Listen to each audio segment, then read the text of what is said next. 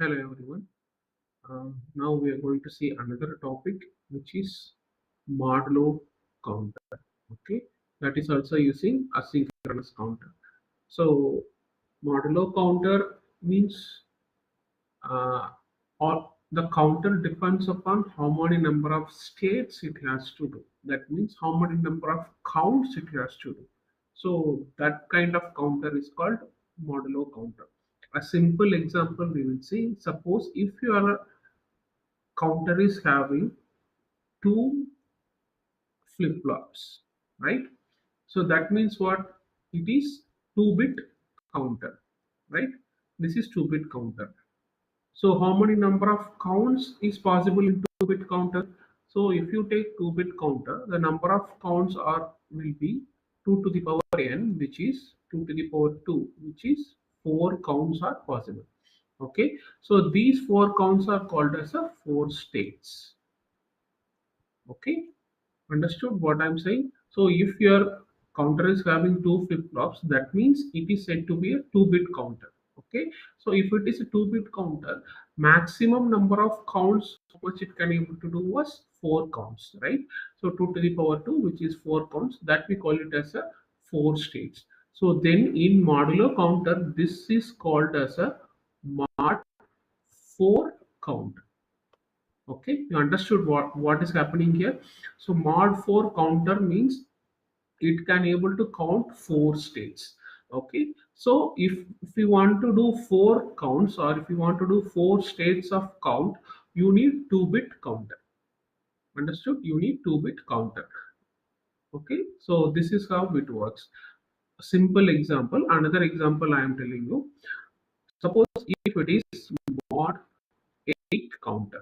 Okay, if it is said as a mod 8 counter, that means modulo 8 counter means what? How many number of states possible, or how many number of counts possible? Maximum possibility is 8 states. Sorry, maximum possibility is 8 states. Okay, so for how many number of bits, maximum 8 state is provided.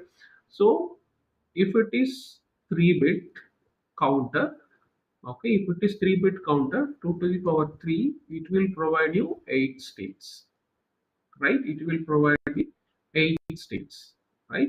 So likewise it goes on. Okay, suppose if it is mod 16, that means what? 16 states or 16 counts are required. So how many number of bits required? Obviously we need 4 bits. Understood? So 4 bits mean you will be having a 4 flip-flops. Likewise, it goes on. So this type of counter is called mod counter.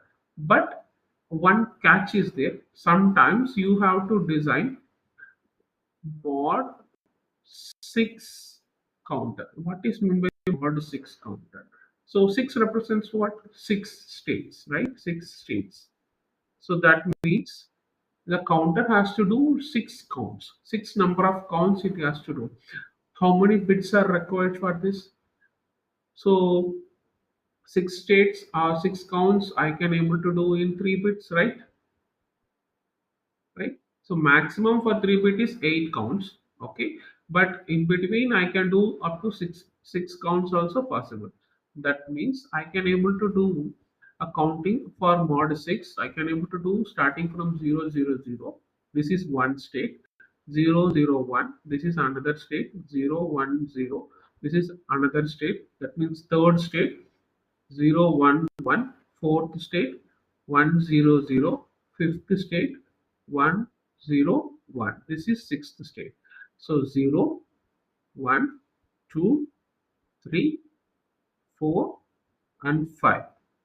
After this a count comes, means after this the counter should not count as 110.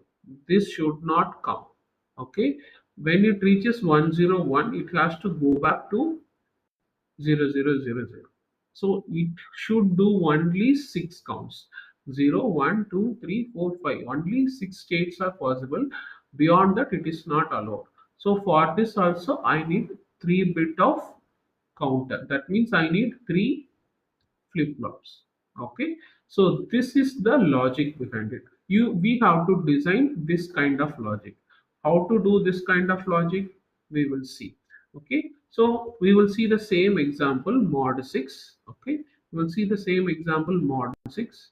Okay, so we will take up counter. This is up counter. We will say mod 6 up counter. Okay, so up counter. So we need three flip flops, right? So we all have already seen the circuit for three flip flops using asynchronous up counter. Okay, when it reaches 101, okay, it will start counting when the input is given according to the clock. When it reaches 101, what we have to do? Okay, that is what important here. So what is the next one? Next one is 110, right? When this outcome comes, okay, we have to clear the flip flop, okay, so that the flip flop output becomes 0000. How to do it? A flip flop has a pin of flip flop have a signal pin which is saying CLR. Clear pin is there. Okay, in every flip flop there is a clear pin. We have to activate this clear pin so that the output becomes 000. Understood?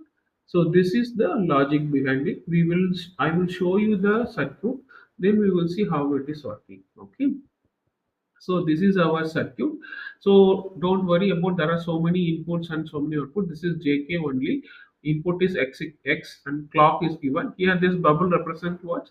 Negative edge trigger. Previously we have instead of bubble we have utilized a NOT gate. Okay. So I don't want to use NOT gate. I have included bubble here. So the bubble means NOT gate only. Okay. So negative edge trigger. The output of Q is again given to clock of the next flip flop. The output of this flip flop is given to clock of the next flip flop. Okay, so same connection. So the output has been taken from Q only. Output has been taken from Q only. So this is up counter. Okay, so this circuit is for mod 6. Okay, what will happen means whenever that, so here one more separate uh, circuit is there that has been connected to clear pin. Okay, you can see there is a clear pin in flip flop. Okay, so this will clears the when this pin is active, this will clears the flip flop directly. Okay, so this is also negative edge input. Okay, negative input, when you give 0 this will get activated. That means clear will get activated and the output becomes 0. Okay, so what is happening means up to we can see 101 the counting goes. Okay, from 000 to 101 the counting goes.